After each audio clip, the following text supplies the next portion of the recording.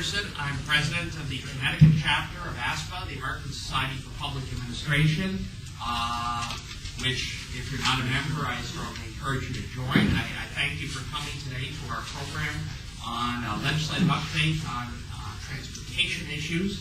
I think we have a very good panel today, who I'll introduce in a minute. But without further ado, let me start the program by giving the podium for a moment to Dr. Merle Harris, president of Charter Oak State College, and let her say a few words of welcome. Good morning, and it will indeed be just a few words of welcome. We're very pleased to have you here this morning. I know it's going to be a very interesting panel discussion. The transportation is something that we're all very concerned about. It's something that we use every day, and it's an important part of everyone's job who's here this morning to make sure that we can get into your cities, out of towns, and get to where we have to be. Charter Oak is very interested in public administration. We have just started a new concentration for our undergraduate program in public administration. Actually, some people sitting in this room will be part of the faculty for that. It's going to be all online and will be available starting next fall. So we hope that you will look at our program and perhaps recommend it to some of your employees who want to advance in that particular field. And we're going to be a good feeder to UConn's master's degree program. We were just talking about that. So I welcome you here this morning. I also want you to know, if you'll hear more about it, that today's program will be available online. So even those who were not able to attend will be able to participate, see what actually took place this morning. And Jason will tell you later exactly how people will be able to access that. We're very pleased also that Jason Jankowski is a member of our staff here at Charter Oak, and will be a member of the faculty for this meeting. So I welcome you. Have a wonderful morning, and I hope we'll see you around in the future at another presentation.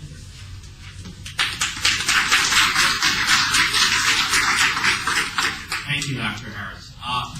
Since this is also the Connecticut ASPA chapter's annual meeting, we'll have a couple of very brief items of business before we get on to our panel today. The first item is a voting on the recommended slate of officers for this coming year. Do I have a motion to approve the slate of officers as distributed by the printed item on the table? So moved. Second. Okay, moved and seconded. All those members in favor of the slate of officers for next year? Aye. All those opposed? Passed. Thank you. Now it's my pleasure to move on to a short but pleasant part of the program, which is the awarding of our annual scholarship to the graduate student. And let me, for that purpose, introduce Lee Erdman from the city of Hartford, who is the head of our scholarship committee.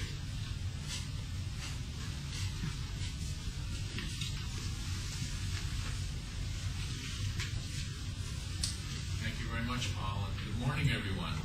It's my pleasure on behalf of our scholarship committee and the executive board of the Connecticut chapter of ASPA to award our scholarship this year to Stephen M. Bartha. And Stephen is here this morning, and I'll ask you to come up in a minute if you would. But I'd like to take a brief moment and summarize for you Stephen's qualifications for this annual $1,000 scholarship.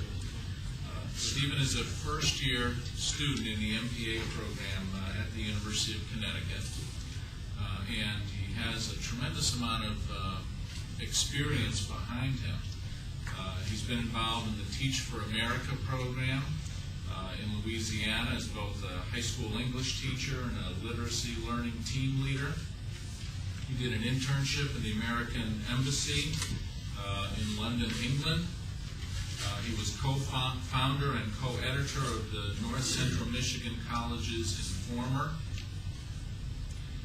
He's a graduate of the James Madison College of Public Affairs at Michigan State University.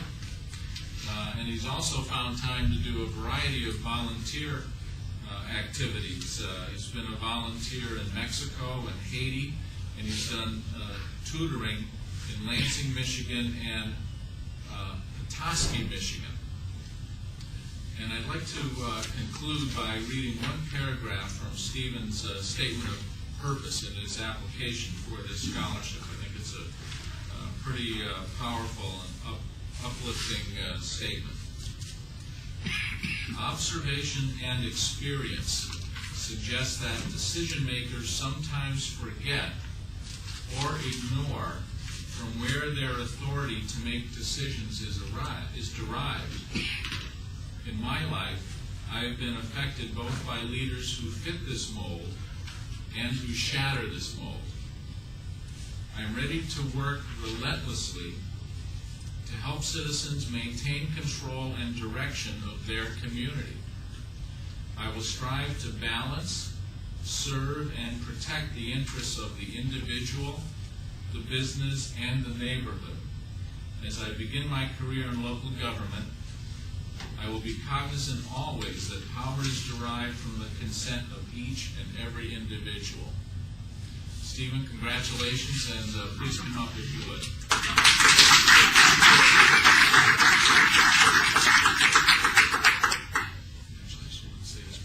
Sure. Val told me that typically the scholarship recipients grab the check and hold for their seat and then their place. So Lisa, a lot of what I was going to say. I'm from Petoskey, if you pronounce it right. Most people call it Petoskey. I like to point out that it's Petoskey. It's a small town in northern Michigan. One thing he didn't mention in Louisiana, or one thing I did in Louisiana that he didn't mention was meet my future wife. I'm getting married this summer to a Connecticut native. That was a small part of why I moved here. Val was convinced me that UConn was the place to be for local government, and she was right, because the attention you receive and the opportunities you get in a small program are priceless. And this summer I'm working for the town of Farmington's town manager while their assistant town manager is on maternity leave. And starting in the fall, I'm going to have the opportunity to work for Peter Sousa in Windsor for the school year. And then next spring I'll be looking for a job. This is probably a good place to throw that out there. So again, I'm honored to receive the scholarship, and I appreciate it. And I think we're pleased to know I'm going to spend the first $40 on a Connecticut ASPA student membership.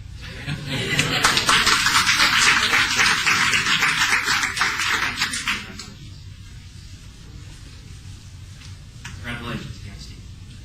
And again, thank you everyone for coming to the main part of our program, which is legislative update on transportation issues. And I think we have a very interesting panel today. We look forward to hear what they have to say. And without further ado, let me turn it over to our Connecticut ASPA Chapter Vice President, Lyle Ray, who's the head of the Capital Regional Council of Governments, to make the introductions and moderate the panel. Thank you, Lyle. Thank you very much. It's good to be back at Charter Oak State College. It's my pleasure now to first introduce our panelists and then basically open it up for a pretty broad discussion of what's going on in the legislature with respect to transportation policy and funding.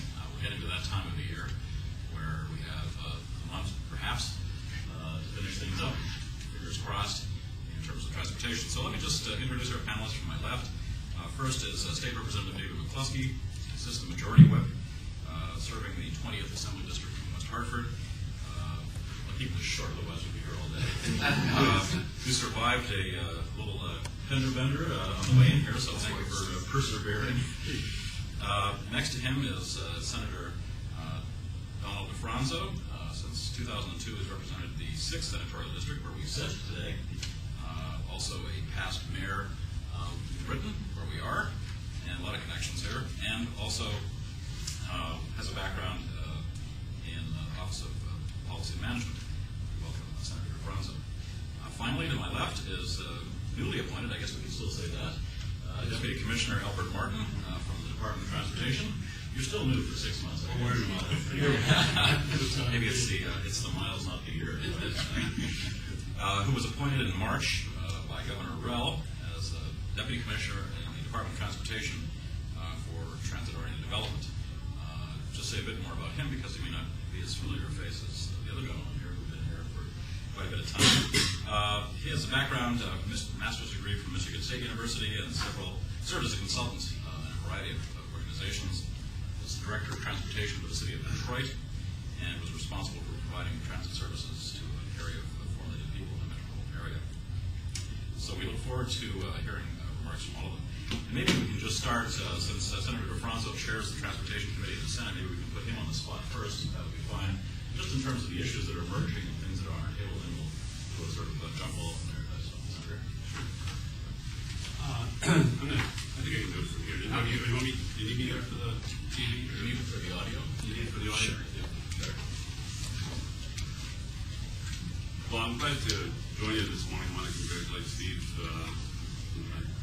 Well, they mentioned how you graduated from the UConn School of Public Administration in first class. I'm glad to see you have been so successful attracting good quality candidates, and I hope you do stay in Connecticut. And I think the last time I spoke to this group, we were coming off campaign finance reform or some ethics reform. At that time, I moved on from the Government Administration Committee to Transportation. And some say that's a good thing. I'm enjoying the change, so let's just leave it there. This year, the Transportation Committee, I'm new to the Transportation Committee, my first session there. We had a new Transportation Commissioner was appointed in January. So there have been some, and also a new Commissioner of Motor Vehicle, which is the other major department we have jurisdiction over. So there's been some major changes administratively and legislatively in the area of transportation.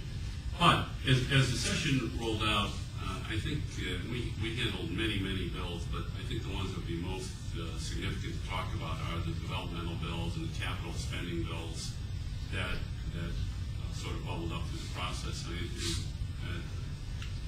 This is very closely related to our bonding program also.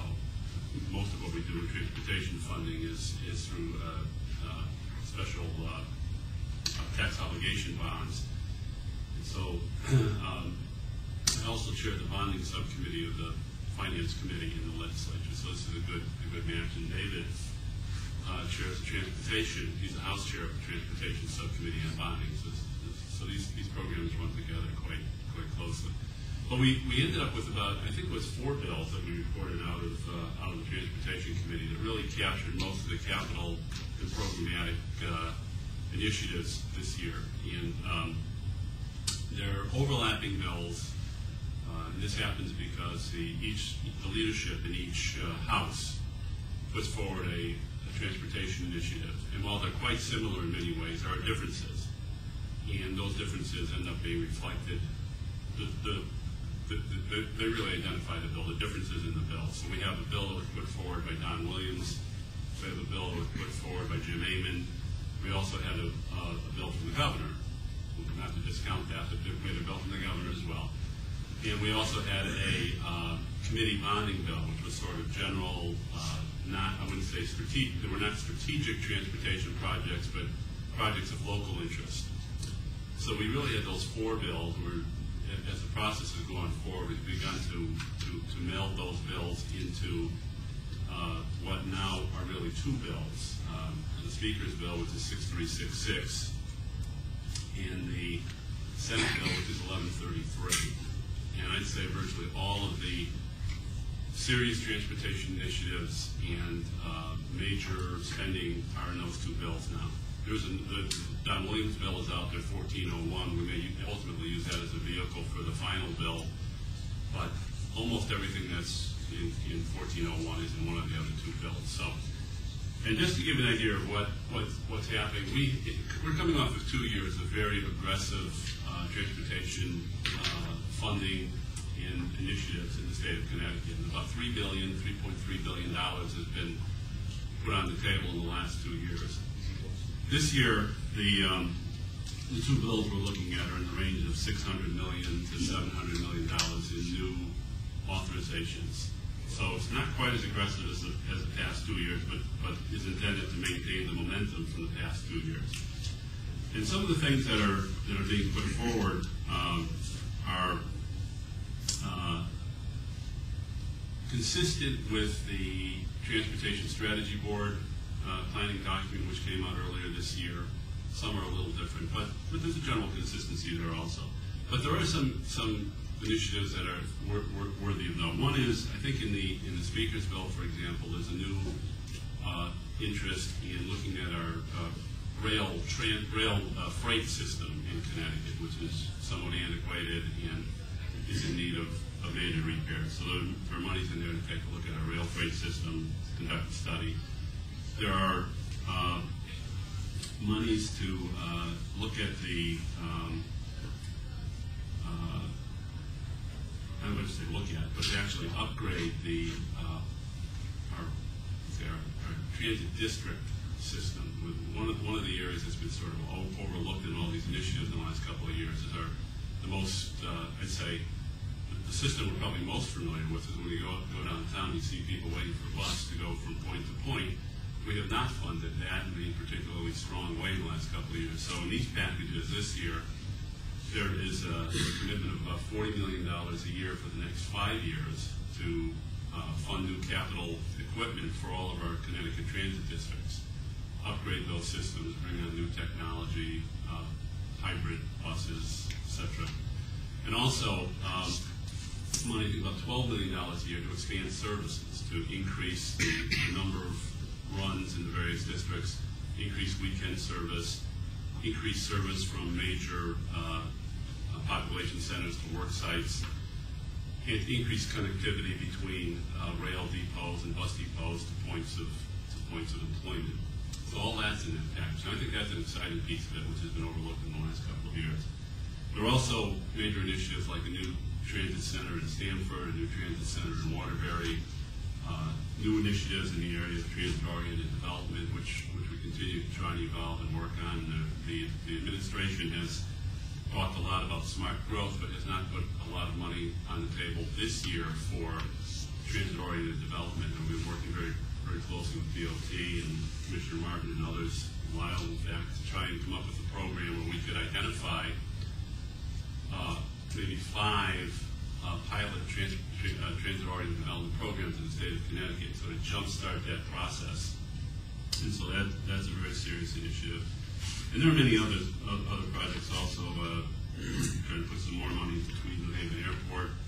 Talking about, the governor announced last week a comprehensive study of the whole structure of the Department of Transportation. And in that, this year we had a couple of bills which we chose not to act on, largely because there was a new administration coming in. We had one bill to, did you sponsor it on the new setting of the Department of Trade? There was a bill, maybe 2 bills in, to set up a Department of Transit, separate, sort of break up DOT and set up the Department of Mass Transit. We've got other bills to look at the governance of the airport. Those we sort of put on hold this year, thinking that we want to give the new agency an opportunity to take a look at the agency and then give recommendations to us. And in the meantime, the governor has jumped in and said she's going to reorganize the whole thing, or may reorganize the whole thing. So we'll be looking to see what she comes up with and work with the task force that she appoints. So that's sort of a synopsis, and let me stop there. And, Representative Gillespie, do you want to follow from there and then we'll do Commissioner Murphy?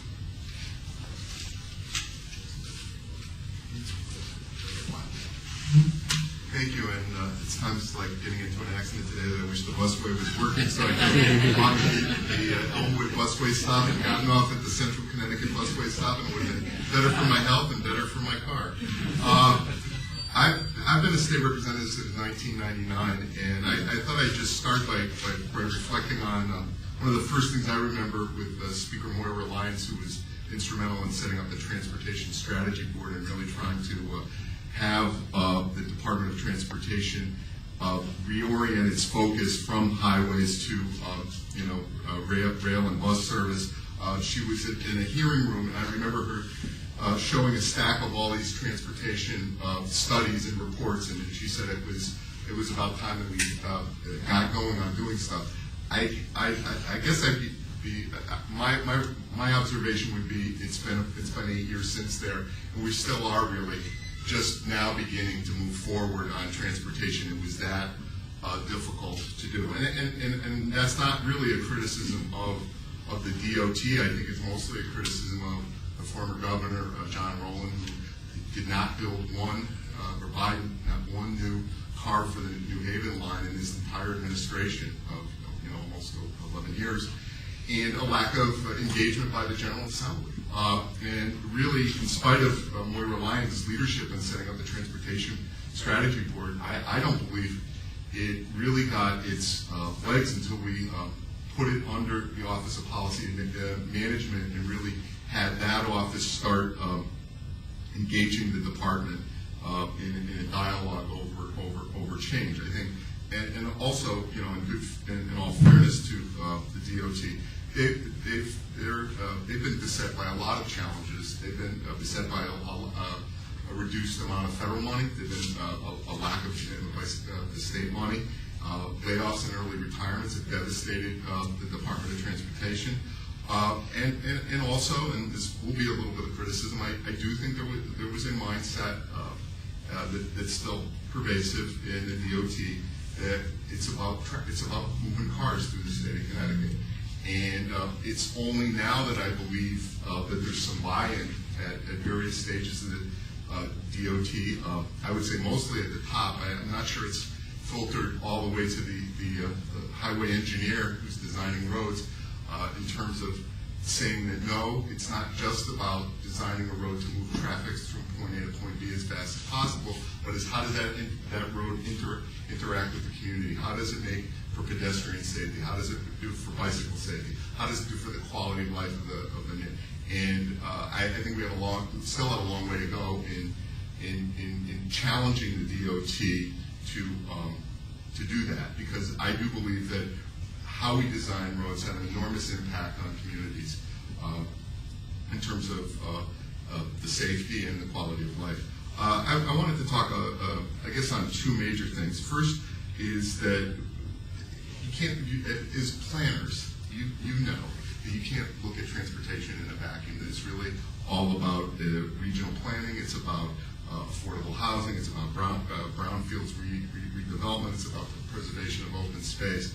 And the state, both the executive branch and the legislature, haven't really done a good job. We've kind of had standalone brownfields initiatives. We've had standalone open space initiatives. We've had standalone affordable housing initiatives. Now, some of the advocacy groups are kind of talking to each other, but in terms of the legislative leadership and the executive branch really seeing the synergies and the linkages between the two so we can get the most bang out of our buck in terms of brownfields development, you know, like in both New Britain and West Hartford, where along rail corridors that have a lot of contaminated brownfield sites.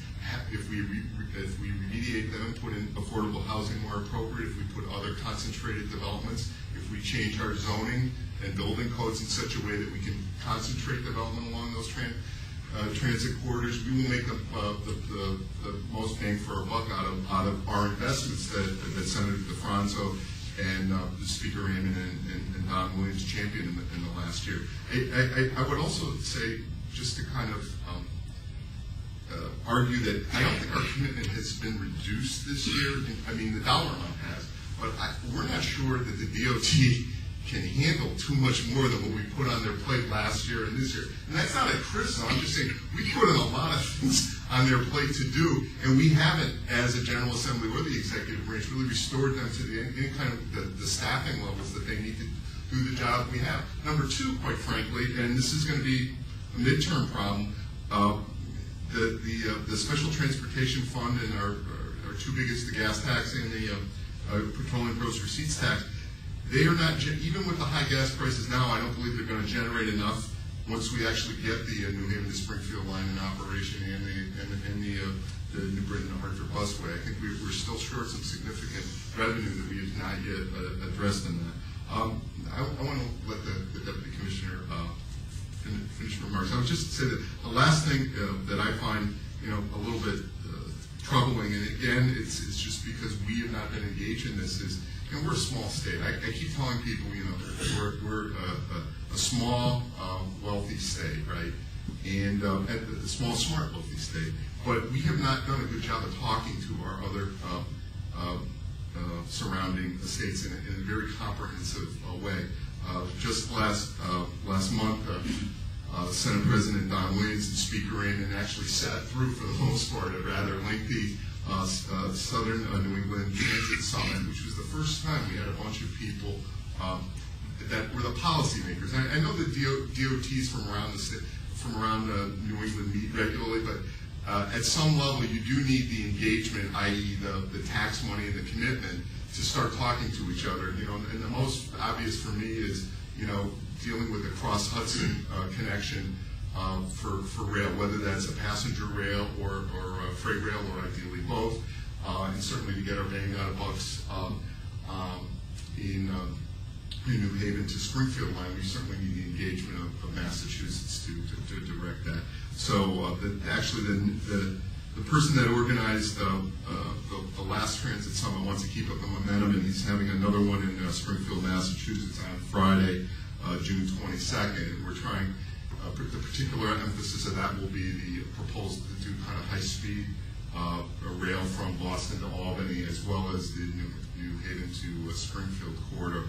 And this is something, again, the DOTs from the New England areas, they do get it, but at the end of the day, they need to have the go-ahead, the funding from the policymakers to make these things happen, and we're just now beginning to do that. So I think I've talked enough, and I'll be happy to turn it over to the Commissioner.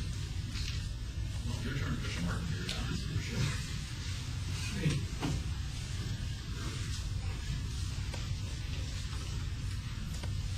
Good morning, everyone. And Stephen, let me just say, go green. Wonderful. But Stephen didn't tell you, he said Petoskey also is a home of some wonderful golf courses. For those of us who don't play well, but like to act it up, we enjoy it. Congratulations. Let me just say that this is a very special time for us in the state of Connecticut. And with the leadership that we have in our General Assembly, we heard two so far this morning. Also with leadership from Governor Rell and Commissioner Carter. We are going to do things differently in the DOT than we have done before. There is going to be a concentration on mass transit. Mass transit has associated with it four things that are universally true. And I think it's fairly well accepted. Mass transit relieves traffic congestion on our roadway, thereby freeing up those roadways for the movement of materials and goods. That helps the economy. Number two, mass transit reduces the amount of harmful particulates in the atmosphere, the air that we breathe. Number three, mass transit reduces our dependence on foreign sources of fuel, of energy. And number four, mass transit helps drive our local economies. I'm going to talk just a little bit about number four this morning, and that's largely because that is where the governor and the commissioner and our General Assembly have really said we want to step up and put money where our thoughts and concepts are. We are going to, as you heard Senator DeFranco say this morning, we're going to put money into projects.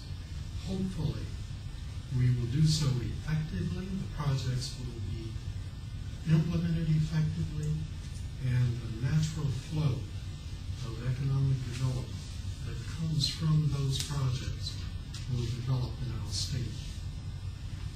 Let me just point out, and this is, while we might want to question sometimes the statistics that you hear about economic development that is associated with mass transit, these statistics come from the National Business Coalition for Rapid Transit. Now, they're a little bit old. They go back to 2003. But what was reported was, this is, I find, quite interesting.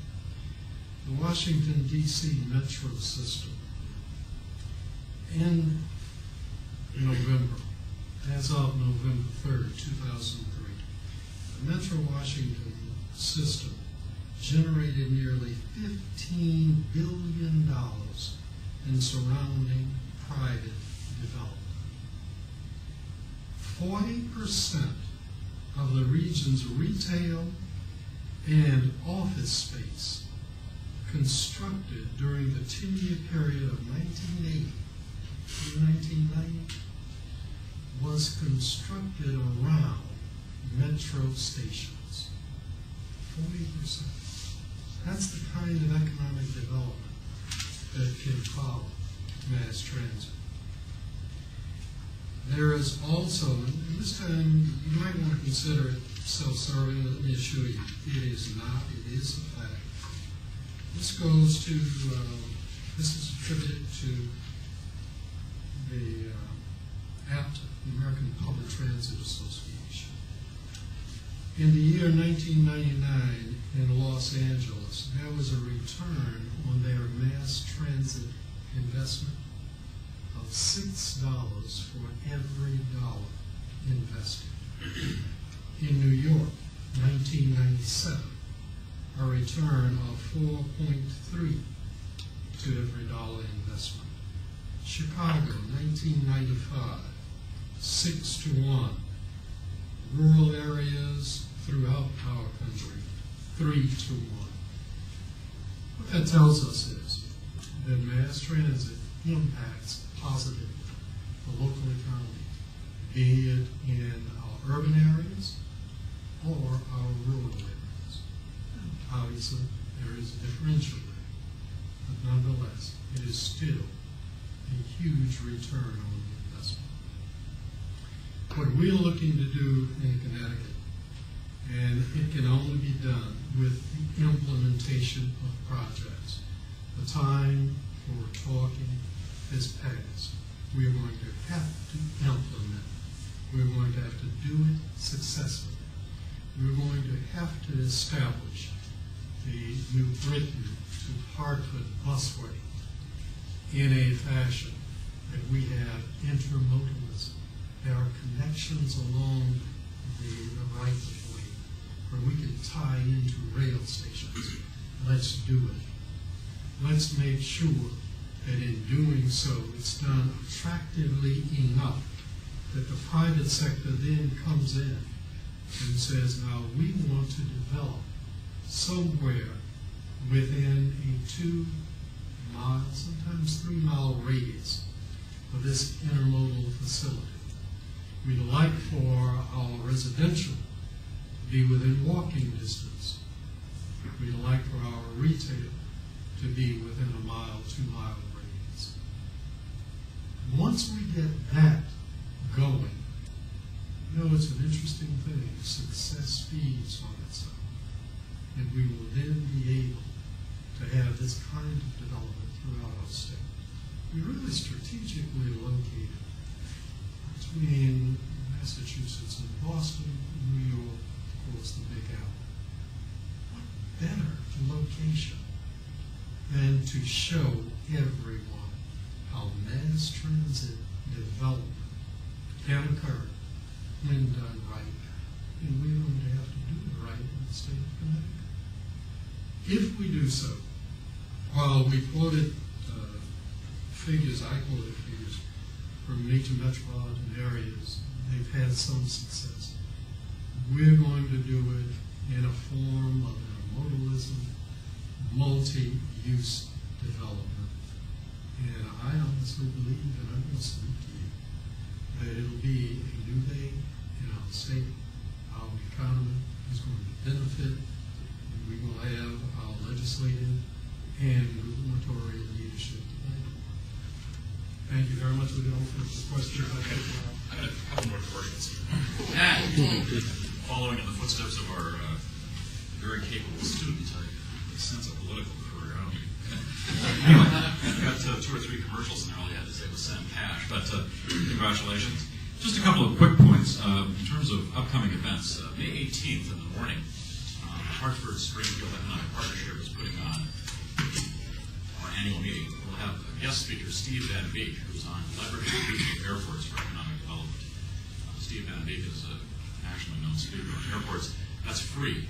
So if you want to register, just call the Prague office at 860-522-2217, extension 13. Debbie will help register you. That's free. It's in the morning at Hartford Springfield Economic Partnership. And with any luck, speaking of intermodalism, we're going to feel so less plunked out front of the building that morning to show how multimodal we are. So that's the first commercial. The second one is that Congressman Morrison has been working on a Northeast Compact. One of the issues about transportation planning is bringing together our fair share. And for the last number of years, the transportation issues at the national level, I work with the National Association of Regional Councils, has been pulling the blade out of the back of Amtrak every year at the congressional level, and that's getting to be kind of tiresome. Well, that's stopped. Congressman Oberstar in the House now actually A, gets it on mass transit, and B, rail. So there's some potential, if there's any money left, to move forward with this. So some of the stars are aligning very well. But what Congressman Morrison has been working on is the New England Compact, which is very much like the Western Governors Association or the Southern Growth Policy Board, where the governors in the 6 New England states would pull together on critical issues such as transportation. We don't. Right now, the New England governors are kind of unilaterally disarmed against the Southwest and the Southern governors that are very well organized. So that's an issue that's going to relate to transportation very closely in the next coming years. Governor Spitzer in New York gets it. They did Manhattanite. He wants mass transit. He wants to improve it. The mayor of New York has a $30 billion proposal on the table. A lot of stars are aligning in a good direction. As I say, Congressman Oberstar in the House is interested in hearing this. So I think there's a lot of fruitful alignment of the stars. Just a couple of things I wanted to set up for you. I'll give you the 2 questions and I'll ask for responses from each of them. One of my favorite quotations, I seem to like H.L. Mencken, I don't know why. He said, whenever anyone says it's not about the money, it's about the money. I think many of you on this panel can recognize that that's probably one of the truest things ever said. But what's interesting is that around the country, states and localities have been supplementing federal dollars. As you know, the Highway Trust Fund is years from going bankrupt and will have to be enhanced with sources from someplace. Our fund is not flush with cash either. And I guess the question is, in a state like Connecticut, where we don't have a strong intermediate layer like counties where you have a tax levy, how do we basically help the long term? You mentioned the financial goal, where fuel taxes may flatten out, despite the fact that I paid the most I've ever paid for gasoline yesterday, ever. But even though those taxes are bringing in revenues, they may not meet the needs. The question is, I guess, how do we look at the long-term finance issues of transportation? Because many states have had local referenda, county-based referenda, San Diego County, many places, where sales tax is actually being used to supplement state funds that used to supplement federal funds. So the question is, given the Connecticut reality, long-term transportation finance, I think, is going to be a very tricky situation. And again, relying on the federal government could be a very dangerous long-term strategy. The Government Accountability Office put out a budget saying that within 10 or 15 years, it's debt service, entitlements, and Social Security, and 1 or 2 other things, and it's gone. So the federal government's got some real crunches in the long haul. So the first question, I'll just let you answer in any direction, anywhere you like, is really about many of the things that you're talking about are very exciting. The question is, where do we raise the money? And I think, I guess a comment on this, if the governor woke up one morning and said, let's do a high-speed rail in New York, where we're 108 miles to New York City from where we stand. Anywhere else in the world, that's sort of like half-hourly service on a high-speed rail. If someone woke up and said that, where would we find the money? Or more pedestrianly, where do we find the money to maintain what we have? The second issue, when we look around the country on transit-oriented development, Commissioner Martin can speak to this too, coming from a 4 million person metro area, is that TOD seems to be easier in some senses when you have big scale. It's easier for the Bostons, the New Yorks, the LAs that have gigantic transit authorities that have 55 attorneys running around doing development. The question I want to ask is, for the smaller communities, and out of the 29 communities in the next regional district over here, many of those are smaller. So if Enfield or Windsor wants to do transit-oriented development, it's not the same thing as lining up the 55 attorneys from the Metro Transit District to go and do it. The question is, how do we support transit-oriented development in smaller communities in a way that's respectful of the local control, but at the same time gives tools to the localities? Because I think we all know in Connecticut, the bigger communities that have large development authorities will be able to deal with this. The Bridgeports, the Stamfords, the Edmonds, maybe the Hartfords. But how about the smaller communities so we can take full advantage? Because if we look at the 12.5 stations between the busway and the commuter rail line, maybe more than half of those are smaller communities. So those are 2 questions. First of all, in terms of the long-term finance challenges, maybe I can put Senator Franz on the spot and then Representative McCluskey and Commissioner Martin on this in terms of looking at long-term finance, because this is a bedeviling issue at the national, state, and local levels around the country. And then secondly, the issue of how we support communities working within the 1/4, half a mile of a busway or of a rail station to take full advantage of that. Because just to make one more comment about that, transit-oriented development involves brownfields, it involves mixed use, it involves making it pedestrian friendly, it involves land swaps. It's a whole complex set of things that's very, very hard to do sometimes. So why don't we start, if you don't mind, Senator, and put you on the spot. I'll ask a tough question later. Thanks. Well, it is a good question because the way we structured it, just as a backdrop to this, the way we structured this is last year we authorized about $2 billion in transportation programs, and these are what we call strategic programs. They're statewide, big statewide programs or major regional programs. And if you look in that bill, you'll see that $2 billion is authorized, and we list a lot of projects, but we don't assign specific dollars to many of those programs. There are a few that have estimated cost, but most of them don't. And this year, keeping that tradition alive, what we're really doing is adding more strategic projects to that list that was in the original bill. And it's probably wouldn't take anybody very long to go through and calculate the value of these projects. These are all big projects. They're buying 24 rail cars, building a transportation center in Waterbury. These are all programs that are tens of millions of dollars. Some of them will be in the hundreds of millions of dollars. So we are taxing that initial authorization very, very aggressively, and we've probably, if we calculated the value of everything we've put in terms of strategic plans already, we're probably beyond what we've authorized. So it is a very good question. Our federal funding is diminishing, so we are going to have to look at new sources of revenue. And one embedded in these bills I was talking about earlier is an authorization to study congestion pricing in Connecticut, previously known as tolls.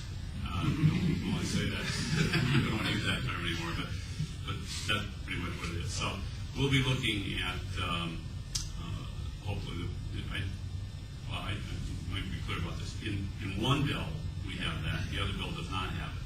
So we need to reconcile this first. But I think the inevitable path is going to lead us to a study of congestion pricing, because we look around us, Massachusetts, New York, Pennsylvania, New Jersey, all have some type of toll system. We do not.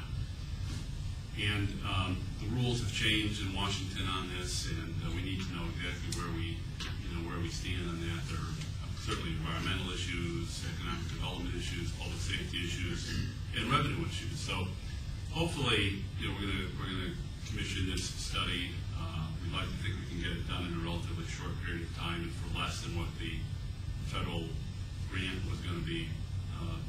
We're pursuing the federal grant, which we did not get, but we think we can do it probably for less money than that grant was priced at, and do it quicker, and then take a hard look at what that can mean for the state of Connecticut in terms of new revenue. There's some estimates that it could be $300 or $400 million a year.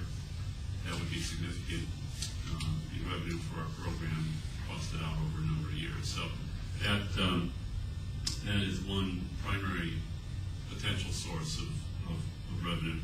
On the other question about the transportation or transit-oriented development, how we're going to encourage and incent towns to participate in that, there is if you look at the governor's bond proposal to the legislature, you'll see a fragmentation of this policy.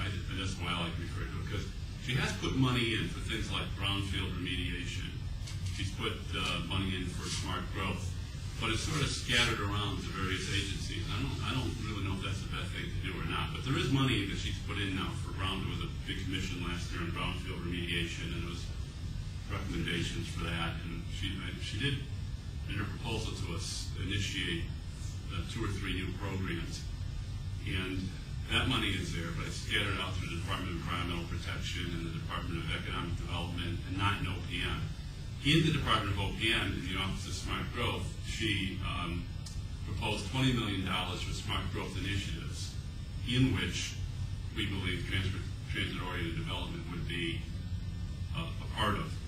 What we're trying to do, I alluded to earlier, is we're trying to move part of that $20 million into the first year, the fiscal 08 package, and identify maybe 5 pilot transit-oriented development programs. And this would be, there would be a requirement in this that the towns involved, and we're not talking about maybe specific towns, but towns along the transit corridor. So for example, if we're looking at the New Britain-Hartford busway, we'd probably put together a package that would include New Britain, Newington, West Hartford, and Hartford, the 4 towns, and involve the regional planning agency in that process as maybe the conduit for the funding, conduit for the provision of services. Lyle is exactly right. Many small towns, and I contend many major cities in Connecticut probably do not have the kind of expertise that's necessary to assemble first the kind of overlay zoning district that we're talking about here. That's going to be complicated in cities that have long existed on traditional zoning practices. Really, to make these things work, you've got to have a new overlay, new zoning plan in the immediate area. That may take some time, effort, and expertise.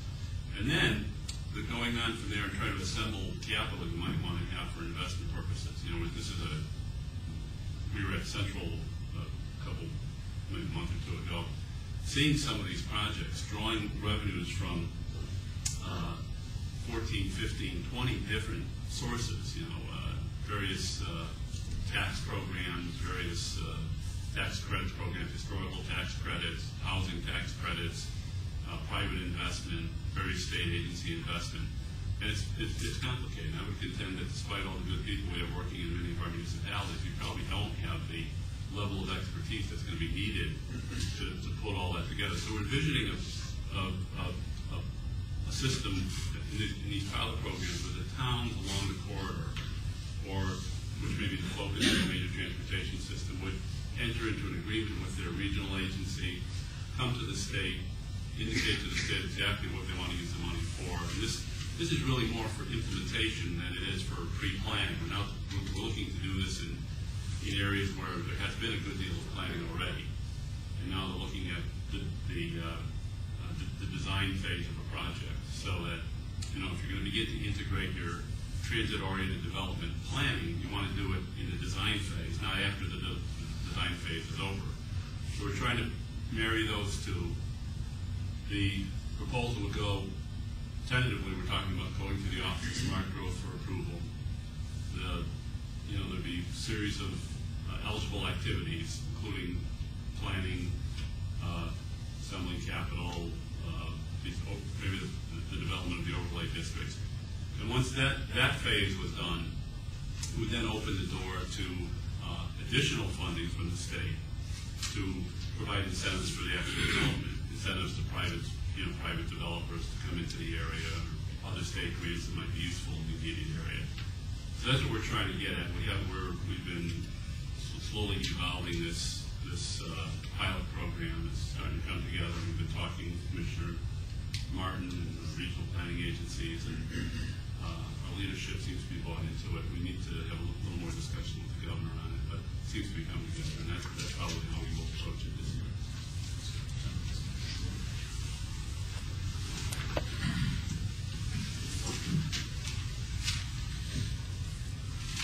One of the other sayings I like to quote in addition to banking would be at the General Assembly is, if we want to find the money, we can find the money. We did that with UConn 2000, right? We didn't have money burning a hole in our pocket when we decided to make a major $2 billion, when we bonded, $2 billion commitment to transform the Storrs campus. So, clearly we could do that. Let me just also confess that in my first term I voted to cut the gas tax. I did it because I didn't want, as a freshman, to be one of the few legislators not on board doing what was probably the most stupid idea in terms of transportation funding that our state now. We are paying an enormous price for cutting the gas tax, because in reality, as you know, as consumers, cutting the gas tax didn't lower your prices at the pump. It just kind of got absorbed in the system, and so. Unfortunately, I think given the high gas prices right now, I don't believe that we're gonna revisit that issue until sometime after they stabilize. I'd just say a few more things on the financing thing. the clever way that we decided to fund the funding programs last year was something called the Petroleum Gross Receipts Tax, which is kind of a hidden tax in the price of petroleum products, including gasoline. As a result of the high price of gasoline right now, it's bringing in a lot of money. Unfortunately, we kind of cap the amount of money that goes to the transportation fund. All the rest of the money is going into the general fund. Well, I'm sorry, I believe that we should take as much money of that excess, all of it should go into the transportation, because we can sell to the taxpayers if their gas prices are high, that we're using that revenue not for the bottomless pit that's called the general fund, but to actually change and transform, the transportation in the state of Connecticut. I'd just say a couple other things. Even though I would probably be known at the General Assembly as a foe of privatization, I am willing to entertain possible public-private partnerships in terms of developing some of these projects. I don't think they're universally good or universally bad. It's like anything; it depends on how well you negotiate the contract. If the state like Illinois or Indiana that have sold off their roads negotiate a bad deal, they negotiate a bad deal.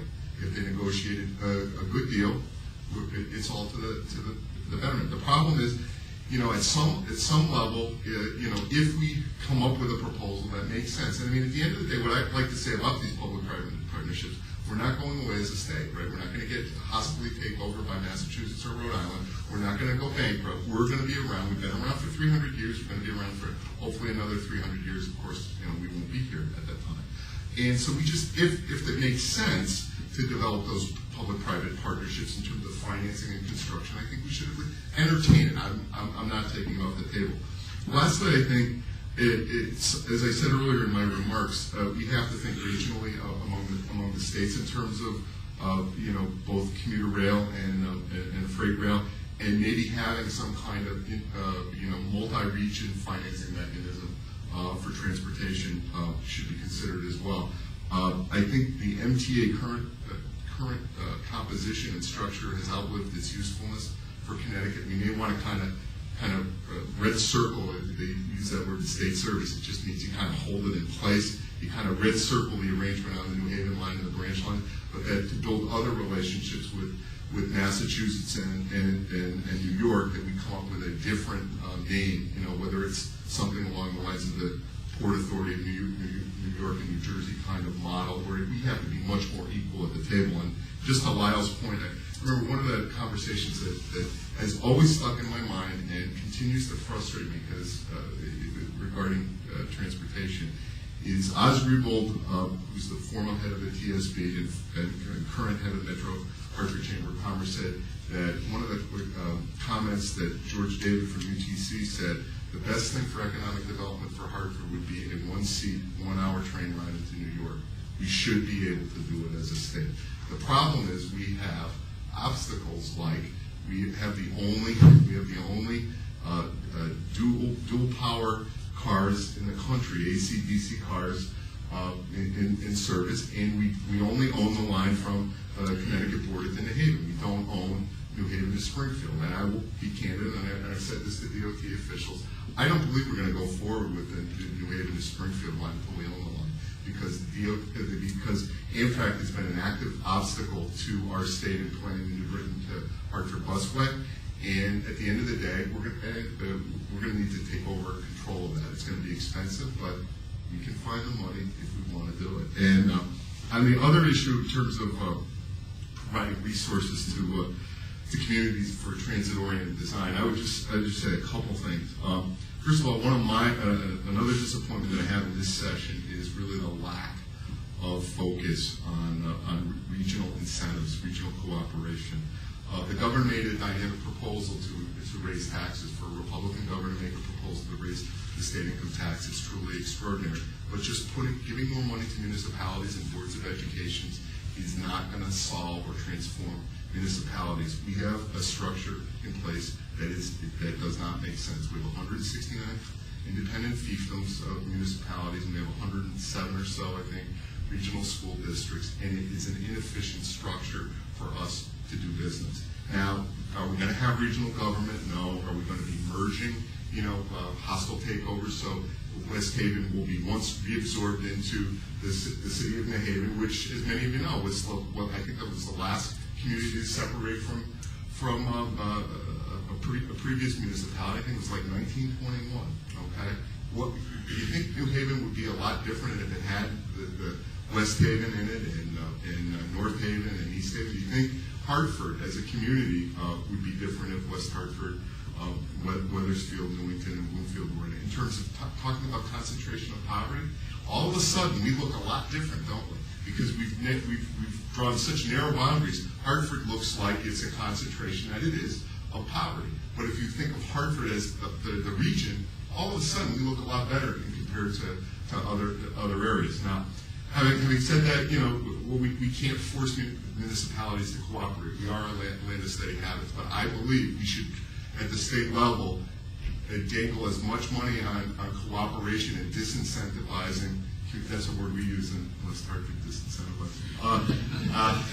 communities that don't participate in regional things. For example, I think regional bond projects that have a regional value should get priority on the bond agenda, on the bond commission, right? I mean, does every community need to have necessarily its own standalone senior center, standalone, Boys and Girls Club, you name it down the line? If we should be saying to communities, we'll give you more money. In fact, in a proposal that Quad helped me work on, and Senator Franz has been a leader on it in terms of, in one of the transportation bills on bike paths, we say you get more money from the state of Connecticut if two communities come up with a proposal on a bike path, not just have a standalone one. So instead of having a bike path that ends at a town line and actually crosses over, we're going to give you more money. I mean, that's what we really need to do.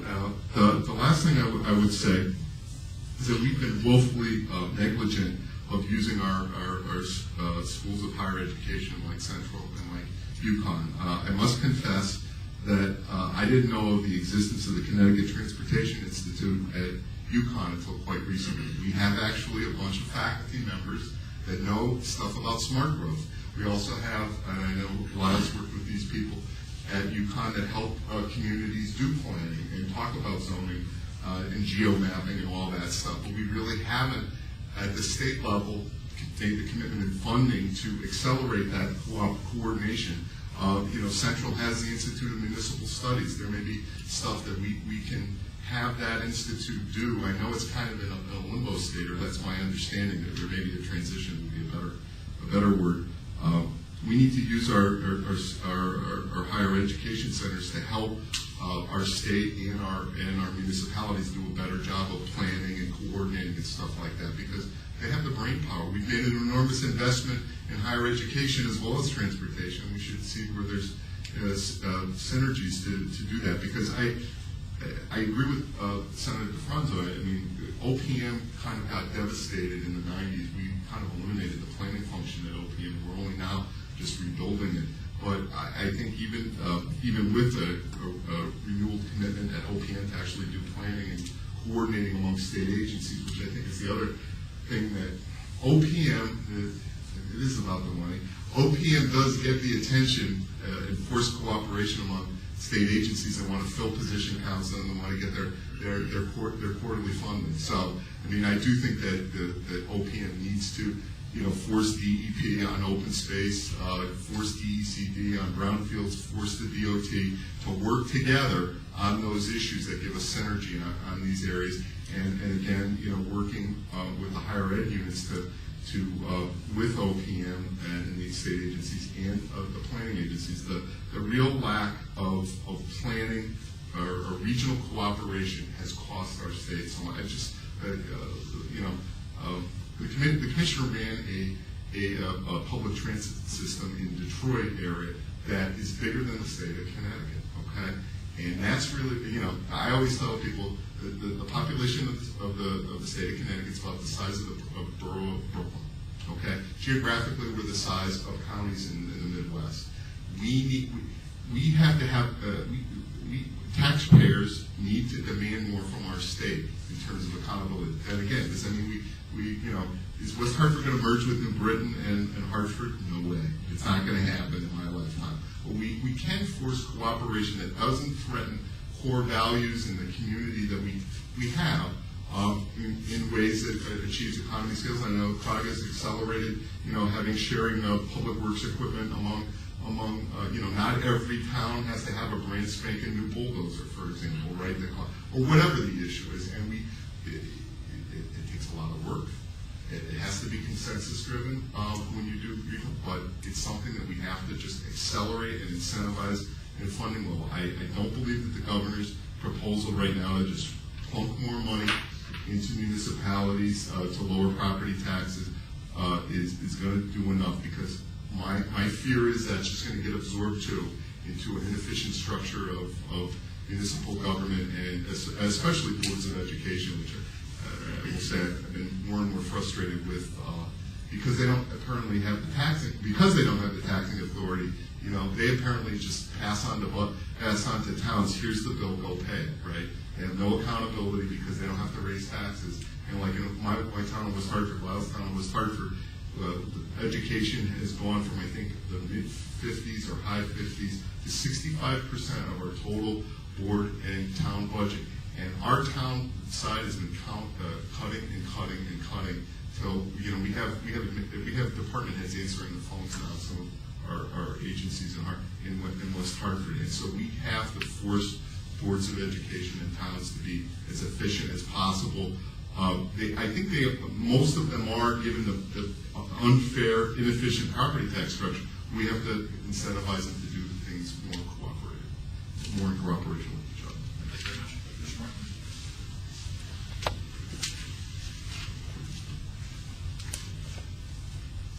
I can only echo what Senator Franzo and Representative McCluskey have said.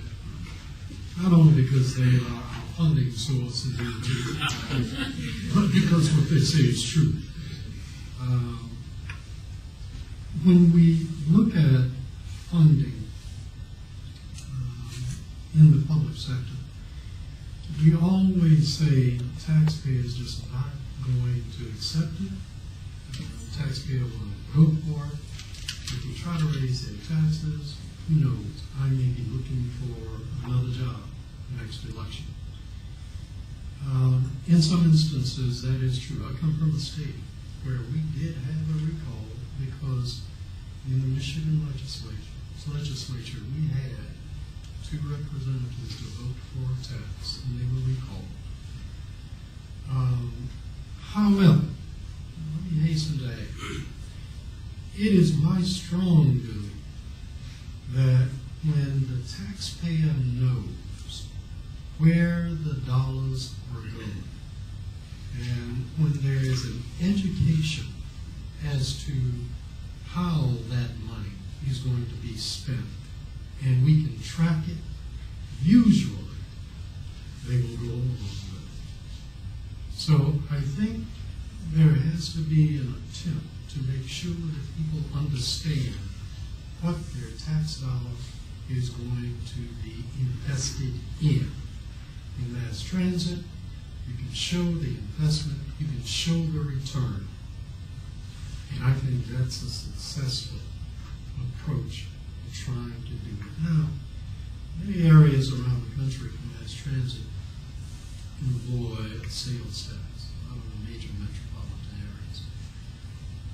Some of the pros for that, of course, would be that the sales tax is usually fairly well predictable. You know how much is coming in on an annual basis. You can plan for it in the years to come. And as you know, our planning needs to be 20 years down the road, not 5. Also, the sales tax, the burden of the sales tax is not just on the local resident. It's on anyone coming into that area and making a purchase. So the burden is kind of shared. In areas where you have high tourism, and that sharing is even greater than that. Now, some of the cons associated with it, usually you hear people say sales tax is a regressive tax. There's no truth to that. The gasoline tax is something that we have to take a good look at. I agree wholeheartedly with the representative right now. With gasoline where it is, you talk about putting some more money on top of that. That is going to be the hard side. In terms of trying to come together with the mechanism that is going to be widely accepted by everyone, it's not going to happen.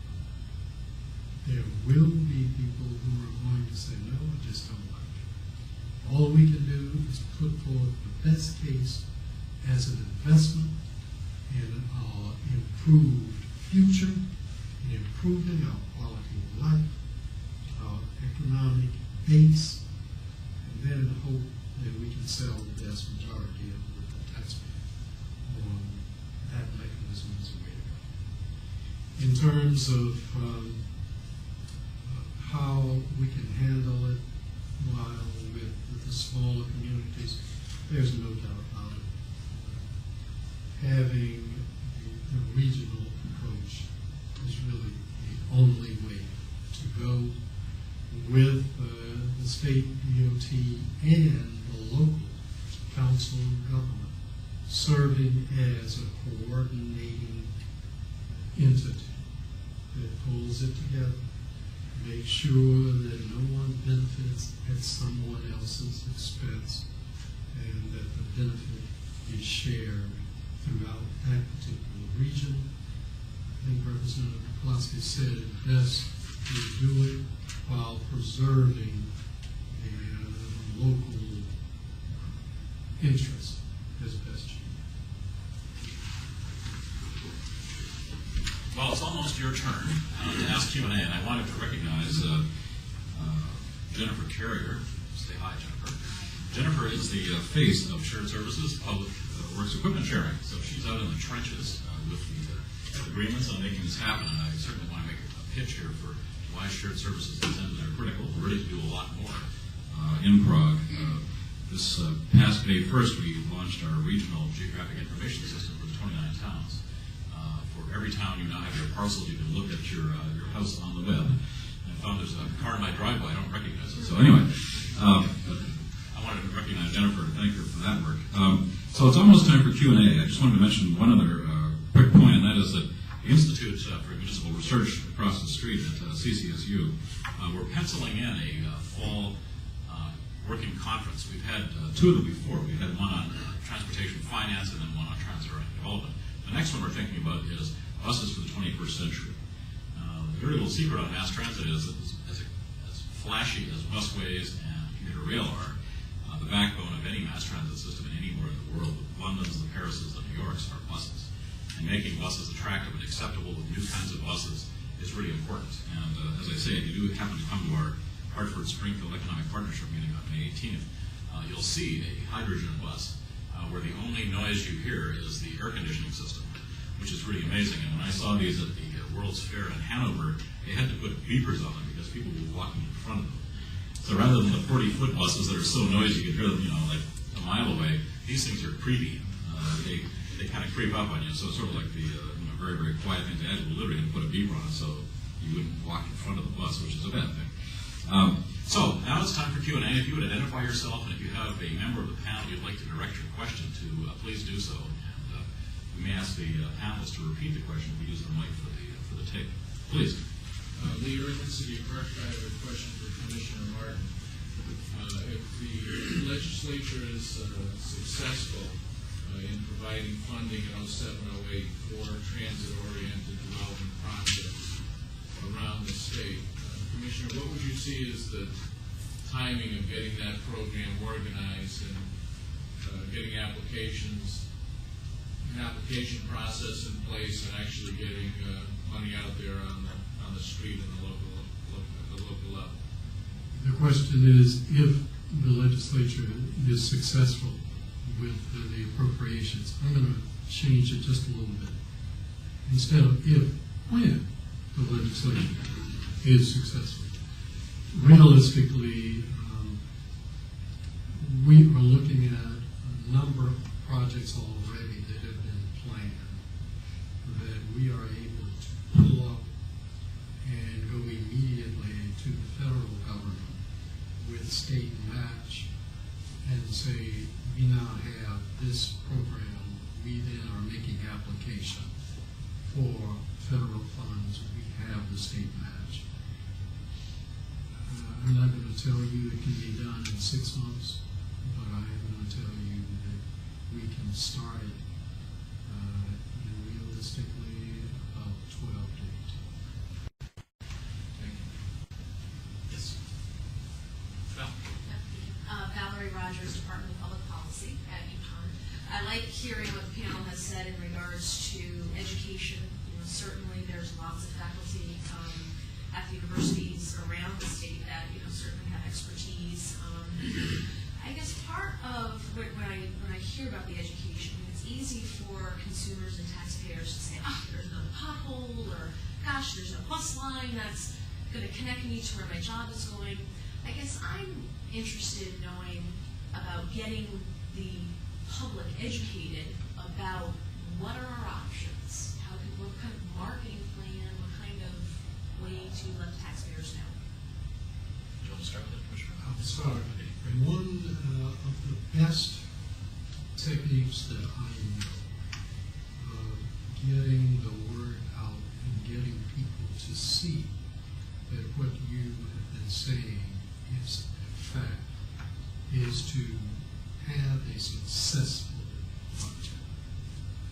The education that comes from people actually experiencing the success can't be. So we can do all of the talking. Yeah, I agree with you. Marketing has to be a part of it.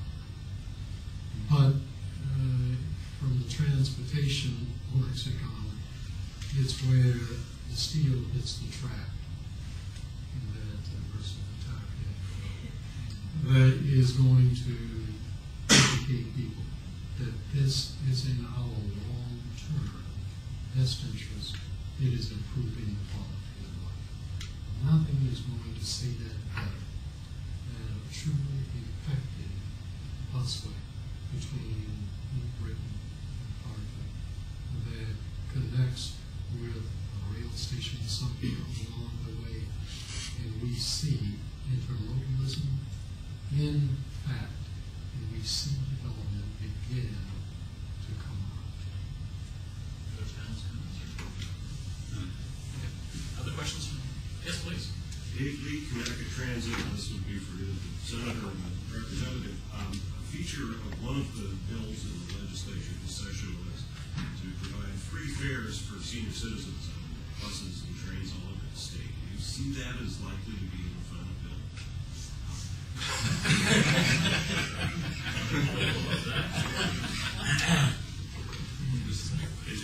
Disclose that was a proposal from our Senate President, Todd Williams. So it stands an unusually good chance of making through. Although I'd say this, as we've looked at that bill through the session, we've identified some problems with it, particularly as it applies to the rail subsidies that would be involved. I mean, there are some legal issues with respect to interstate transit and equity of treatment. I mean, the way we structured it, it says that the bill that came out of committee would provide that benefit for a Connecticut resident.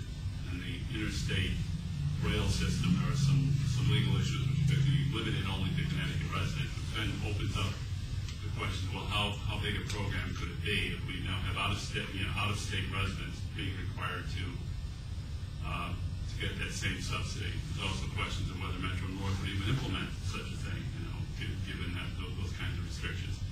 So the bill is still alive, but I think realistically we are looking more now at scaling back that proposal to be more applicable just to Connecticut transit buses, the bus system. And I think that's where we're heading. I want to take a little bit of a tack on that as well. Attack? No, different tack, not a.